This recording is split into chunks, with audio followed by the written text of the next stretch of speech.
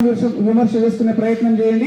And most important point, teachers day celebration Sarvepalli Radhakrishnan గారి జయంతి. ఆయన ఎంతో కష్టపడి ముందుకు వచ్చాడు. ఆయన దగ్గర భోజనం ఆయన దగ్గర తినడానికి ఆకులు లేనప్పుడు, తినడానికి ఇంట్లో ప్లేస్ లేనప్పుడు నేలపైననే క్లీన్ చేసుకొని భోజనం చేసినటువంటి మహనీయుడు ఎవరంటే సర్వేపల్లి రాధాకృష్ణన్ గారు. అలాంటి గొప్ప మహానుభావుడు భారతదేశానికి ఏ పదవి అలంకరించాడు? రాష్ట్రపతి పదవిని అలంకరించాడు. గతంలో ఏ పని చేశాయన? ఉపాధ్యాయుడిగా ఉన్నాడు. ఉపాధ్యాయుడిగా ఉండి ఎంతో పేరు పొందినందుకు ఆయన యొక్క బర్త్డే కానుకగా మనము ఏం చేస్తున్నాము? టీచర్స్ డే, ఉపాధ్యాయ దినోత్సవం. అలాగే కాళోజీ నారాయణరావు గారు తెలంగాణ మాండలిక భాషా దినోత్సవము సెప్టెంబర్ 9th.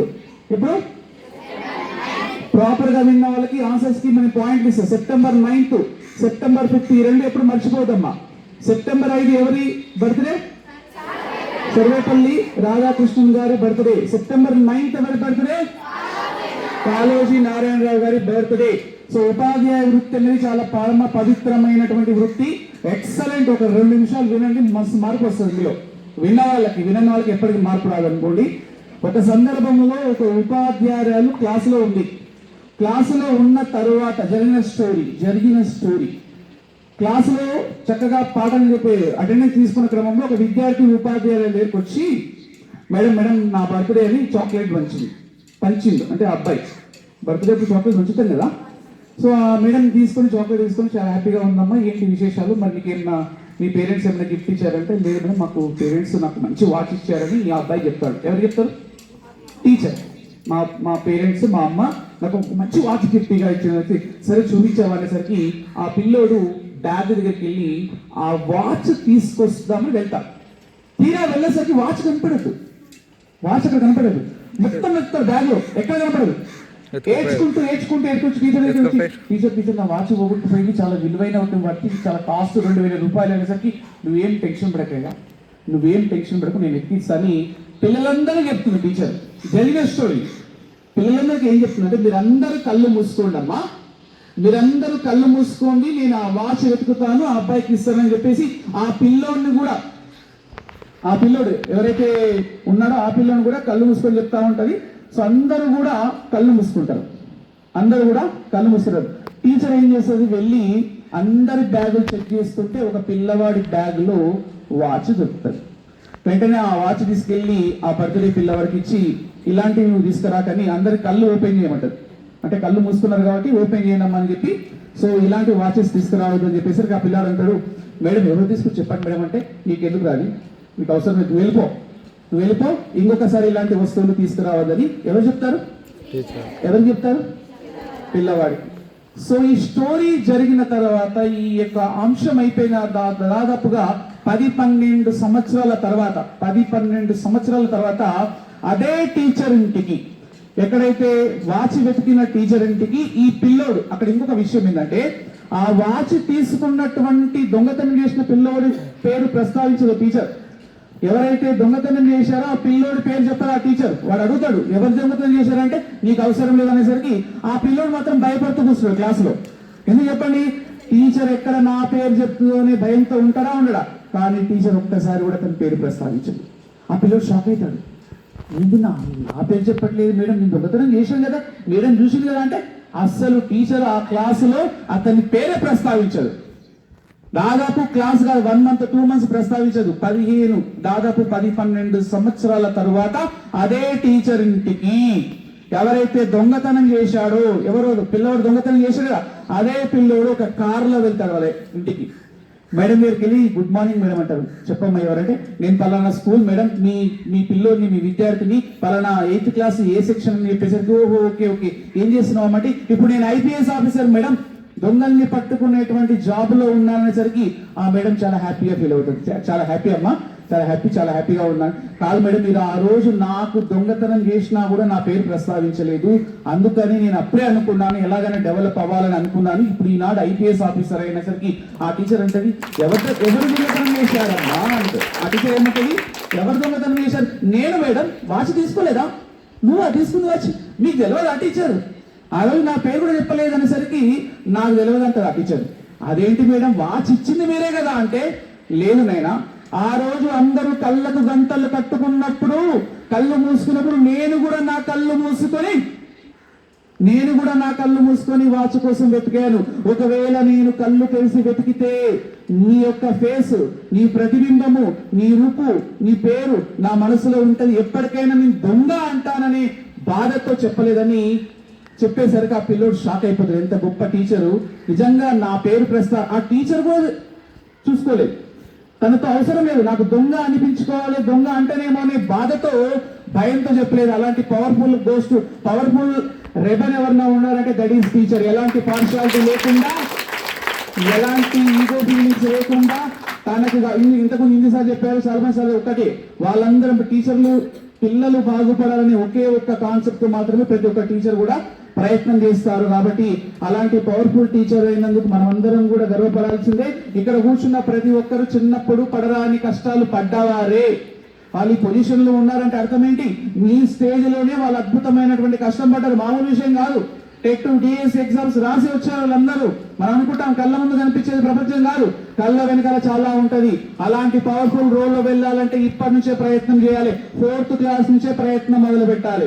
మనం 10వ తరగతి వెళ్తే ఏముండదు, 10వ తరగతి తర్వాత వెళ్తే ఏముండదు. ముందు నుంచే ఇందులో నేను చెప్పే విషయాలు 10 మంది వినొచ్చు, కానీ 90 మందిలో ఖచ్చితంగా 100 మందిలో 90 మంది వినకపోవచ్చు, కానీ 10 మందిలో మార్పు వస్తుంది. ఒక్కడెవడైనా బాగుపడతారని ఆలోచనతో చెప్తున్నాను నేను. ఒక్కడెవడైనా బాగుపడతారని ఆలోచనతో చెప్తా ఉన్నా. ఎందుకంటే నా వాయిస్ కి బయట కాస్ట్ ఎక్కువ ఉంటుంది. ఆ వాయిస్ ని అనవసరంగా వేస్ట్ చేసుకోదలుచుకోలేదు కాబట్టి కొన్ని మీకు కావాల్సిన ఇన్ఫర్మేషన్ ఇస్తా ఉన్నాను. సో అలాంటి పవర్ఫుల్ రోల్ లో ఉండడానికి కూడా ట్రై చేయండి. ఆయన రీసెంట్ కాళోజీ నారాయణరావు గారు, ఆయన పవర్ఫుల్ మేధావి అని చెప్పొచ్చు. ఆయన పూర్తి పేరే రఘువీర్ నారాయణ్ లక్ష్మీకాంత్ శ్రీనివాసరావు రామ్ రాజా కాళోజీ. పేరు ఎవరికి తెలియదు, అందరికి ఏం తెలుసు? కాళోజీ, రఘువీర్ నారాయణ్ లక్ష్మీకాంత్ శ్రీనివాసరావు రామ్ రాజా కాళోజీ. అందరు ఆయన ఏమంటారు? కాలన్న అంటారు. 1914 సెప్టెంబర్ 9th ఆయన జన్మదినం. 1914 సెప్టెంబర్ 9th కర్ణాటక రాష్ట్రంలోని బీజాపూర్ జిల్లాలోని రట్టిహల్లి గ్రామంలో జన్మించి ఉద్యోగ రీత్యా వరంగల్ జిల్లాలో ఉన్నటువంటి మడికొండ గ్రామంలో స్థిరపడి తెలుగు భాష కోసము అహర్నిశలు కష్టపడినటువంటి మహామేధావి మన Kaloji Narayana, no doubt at all. So అలాంటి పవర్ఫుల్ మేధావి బర్త్డే కాబట్టి ఆయన గురించి తెలుసుకోవడంలో ఎలాంటి తప్పు లేదని నేను భావిస్తున్నాను. సో ఆయన రాసిన అద్భుతమైన కావ్యాలలో నా గొడవ అనేది ఎక్స్ట్రాడినరీ కావ్యం.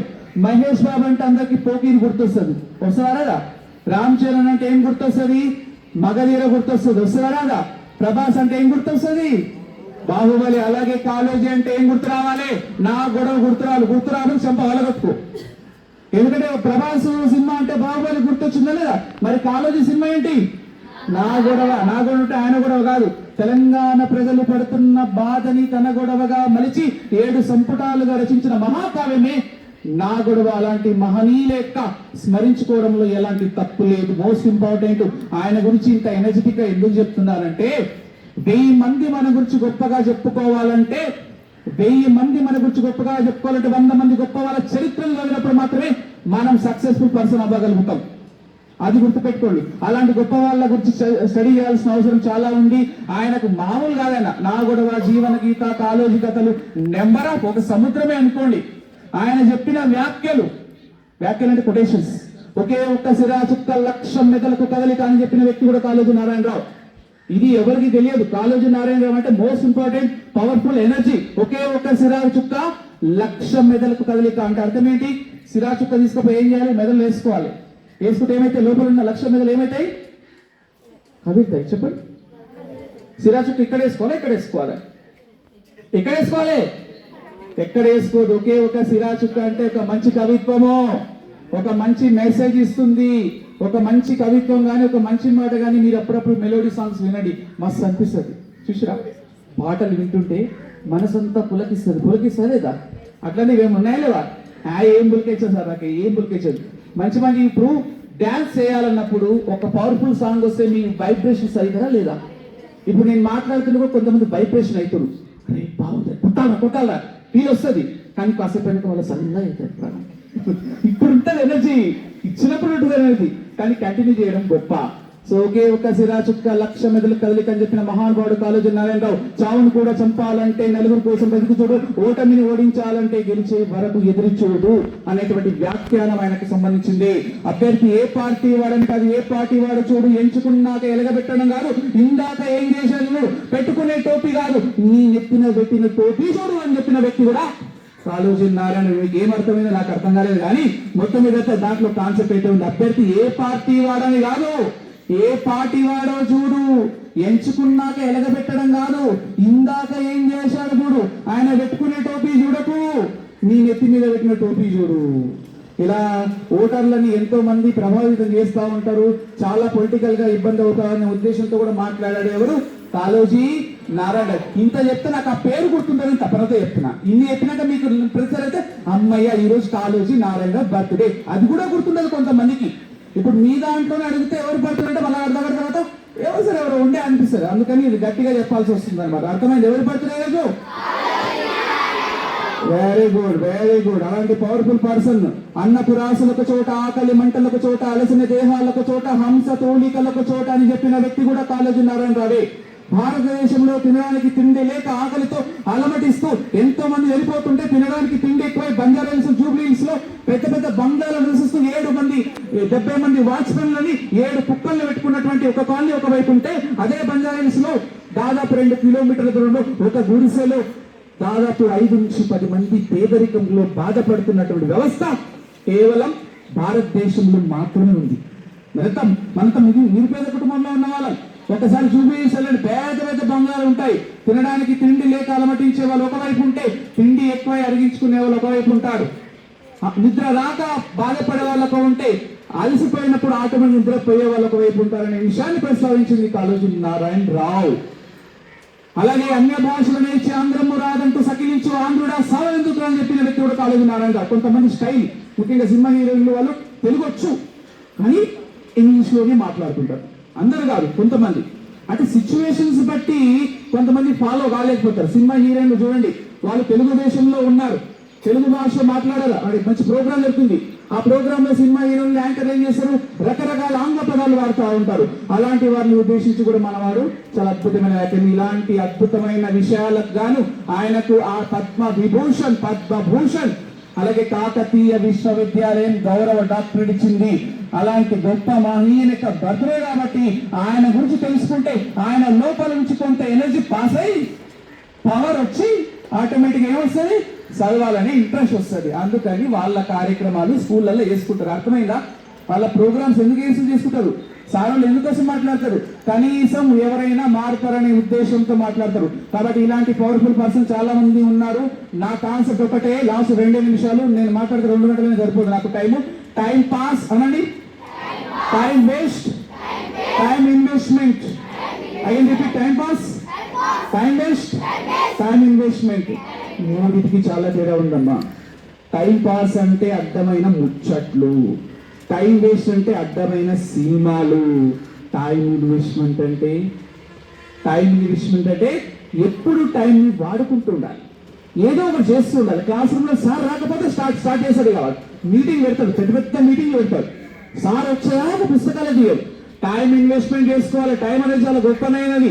కాలే కడుపుకే కష్టం తెలుస్తుంది, ఒంటరితనంగా ఉన్నప్పుడే బంధం తెలుస్తుంది, చేతిలో చిల్లి కావాలనేప్పుడే డబ్బు తెలుస్తుంది, అవకాశం చేయాలనుకునే లైఫ్ లో టైం విలువ తెలుస్తుంది. చాలా గోల్డ్. టైం అంటే మామూలు టైం కాదు.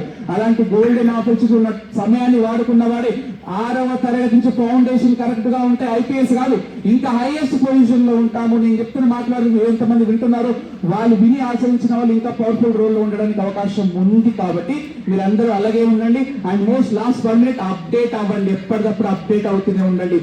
ఏదో ఒకటి చదువుతూనే ఉండాలి. AP residential school Nagarjuna Sagar చదివాను. 8th క్లాస్ లో చదివేటప్పుడే స్నానం చేసేటప్పుడు బకెట్ అని లైన్ లో పెట్టినప్పుడు చాలా మంది పిల్లలు చదువుకుంటారు. స్నానం చేసేదానికి బకెట్ లైన్ పెడతారు కదా, ఆ బకెట్ నా లైన్ వచ్చేంత వరకు టైం వేస్ట్ అని మేమందరం ముసులు చదువుకునేది. ఆ టైంలో బుక్కల మీద, కొండల మీద, అక్కడ టైం ఇన్వెస్ట్మెంట్ చేసుకున్నాము.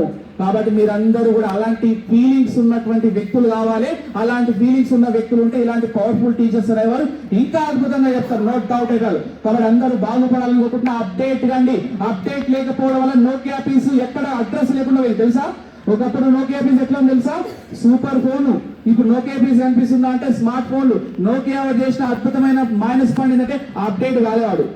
అప్డేట్ కాకపోయేసరికి అన్ని ఫోన్లు అయిపోయినాయి, నోకియా అడ్డం పడిపోయింది తెలుసా? దూరదర్శన్ DD8 ఒకప్పుడు దూరదర్శన్ ఛానల్ మాత్రమే ఉండేది. వాడు అప్డేట్ కాకపోవడం వల్ల మా టీవీ, జెమిని టీవీ అన్ని టీవీలు వచ్చినాయి. ఎప్పుడైనా ప్రతి ఉపాధ్యాయుడు కానీ ప్రతి వ్యక్తి కానీ నిరంతరం చదువుతూనే ఉండాలి, నిరంతరం ధ్యానంలో ఉండాలి, నిరంతరం పవర్ఫుల్ ఎనర్జెటిక్ గా ఉన్నప్పుడు మాత్రమే ఒక అద్భుతమైన పర్ఫార్మెన్స్ బయటకు వస్తుంది. అర్థమవుతుందా? ఇంత చెప్పినా కూడా నీ లోపల మార్పు రాలేదంటే నేనేం చేయలేదు. కనీసం 10 మందిన మారడానికి ట్రై చేయండి. అనర్గళంగా, అద్భుతంగా, చాలా ఎక్స్ట్రాఆర్డినరీగా వెళ్ళేసరికి ఇంటికి వెళ్ళాక పుస్తకాలు ఓపెన్ చేసి అవుతూనే ఉండాలి అంతే. స్వామి వివేకానంద, డాక్టర్ బిఆర్ అంబేద్కర్ ఎంత గొప్ప మహనీయులు ఉన్నారండి ఈ భారతదేశంలో. వాళ్ళని స్మరించుకోవాలి. మనం ఇంటికి వెళ్తాం, కొంతమంది సగం మంది ఈనాడు సొసైటీలో ఆ ఫోన్ పట్టుకుంటారు, ఇట్లా ఇట్లా ఇట్లా ఇట్లా. ఏమొస్తాయి ఆ ఫోన్లో? ఏముండవు. వంటలక్క, జ్యోతక, ఎల్లమ్మ, నీకు పైసలు రావు, వాళ్ళకు వస్తాయి ఫోన్ తెలుసా? నువ్వు చూసే ప్రతి వీడియోలో వంటలక్కలు.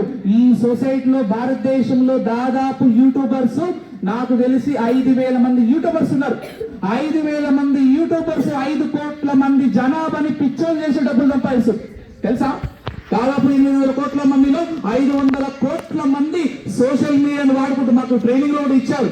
పిల్లలు కూడా చెప్పమని చెప్పారు సందర్భం చెప్తున్నా. 500 కోట్ల మంది సోషల్ మీడియాకు బానిసైపోతున్నారు. మీ దాంట్లో కూడా సగం మంది ఫోన్లో ఏమైనా ఇంపార్టెంట్ మ్యాటర్ చూస్తే ఏం కాదు, అర్థమైన మాట ఇట్లా ఇట్లా ఇట్లా ఇట్లా చేయబోతుంది. ఇక అది ఎందుకు వస్తుందో అర్థం కాదు, ఎందుకు చేస్తుందో. కాబట్టి సోషల్ మీడియా కూడా దూరంగా ఉండండి. ఇతరుల సినిమాలు చూస్తూ ఎంజాయ్ చేస్తూ ఉంటే, ఇతరుల ఆట చూస్తూ ఎంజాయ్ చేస్తూ ఉంటే, ఇతరుల రీల్స్ చూస్తూ ఎంజాయ్ చేస్తుంటే ఎప్పటికీ మిడిల్ క్లాస్ గానే మిగిలిపోతావు. నీ ఆట ప్రపంచానికి చూపిస్తే నువ్వు హై క్లాస్ అవుతావు. That is life. దానికోసం ప్రయత్నం చేయండి. ఎంతసేపు సినిమా థియేటర్లో 2.5 గంటల సేపు ఇక్కడే చూస్తాం. గంట సేపు స్పీచ్ ఇస్తే వినాల్సిన అవసరం లేదా? ఉందా లేదా? మారండి. ఎనర్జీ పాస్ చేసుకోండి, పవర్ తీసుకోండి, మారడానికి ప్రయత్నం చేయండి. ఇంతకన్నా ఎక్కువ నేను క్లాసులో చెప్పలేను కాబట్టి ఇప్పుడు చెప్తున్నాను. కాబట్టి అందరు మారాలి. ఇంత మంచి టీం ఉన్నందుకు, నేను గట్టిపల్లి స్కూల్కి వచ్చినందుకు ఫస్ట్ బాధపడ్డా సార్. ఏం స్కూల్ రా ఈ స్కూల్, ఆ తండ ఎక్కడెక్కడో రూట్లో. ఫస్ట్ రోజు నా కారు ఎక్కడెక్కడో పోతుంది. అది రూట్ ఎక్కడో గట్టిపల్లి అంటే పేరులోనే గుట్ట అయిపోయింది రా బట్ట అనుకున్నా. తీరా నా రూట్ కూడా గూగుల్ మ్యాప్ ఏదో కొండలు లోయలకెళ్ళి వచ్చేసరికి ఇక ఈ స్కూల్ నా వల్ల కాదని ఫిక్స్ అయినాక మన రాములయ్య సారు, తర్వాత వెంకటయ్య సారు, మన త్రిక్ సారు, వీళ్ళందరూ చూసేసరికి మంచి యంగ్స్టర్స్ ఉన్నారు. ఇలాంటి వాళ్ళు చాలా ఫ్రెండ్లీగా ఉన్నారు. నిజంగా ఓపెన్ చెప్తున్నా. వాళ్ళలో ఈగో ఫీలింగ్స్ కానీ ఎంత ఎంగ్ అయింది మీకంటే మంచిగా, అంత ఎంత ఫ్రెండ్లీగా అంటే ఎలాంటి కల్మషం లేనటువంటి వ్యక్తులు నిజంగా ఉన్నారు. నేను ఓపెన్గా చెప్తున్నా. ఇలాంటి అద్భుతమైనటువంటి టీచర్ల బృందము, మేడమ్స్ కూడా, లక్ష్మీ మేడం నాకు తెలిసే ఉంటుంది, బాలమణి మేడం కానీ, అనురాధ మేడం కానీ, మన సార్ కానీ ఎంత వినయవిధేతలుతున్నారంటే నిజంగా ఎక్కడ నెగ్గాలో తెలిసినోడు గొప్పోడు కాదు, ఎక్కడ తగ్గాలో తెలిసినోడు గొప్పోడు. అలాంటి వ్యక్తులు మన దగ్గర ఉన్నందుకు చాలా హ్యాపీగా ఉంది సార్. సో గట్టిపల్లి స్కూల్లో మరికొంతకాలం పనిచేయాలని, మీ అండదండలు ఉండాలని మనస్ఫూర్తిగా కోరుకుంటున్నా. ఎక్కడిసే మాట్లాడేటువంటి టైం లేదు. చాలా హ్యాపీగా ఉంది. అందరికీ మళ్ళీ కాళోజీ నారాయణరావు గారి బర్త్డే విషయం చెప్తున్నా. At the same time Sarvepalli Radhakrishnan గారి జయంతి శుభాకాంక్షలతో నా ఈ యొక్క ప్రసంగాన్ని ముగిస్తున్నాను. Thank you very much.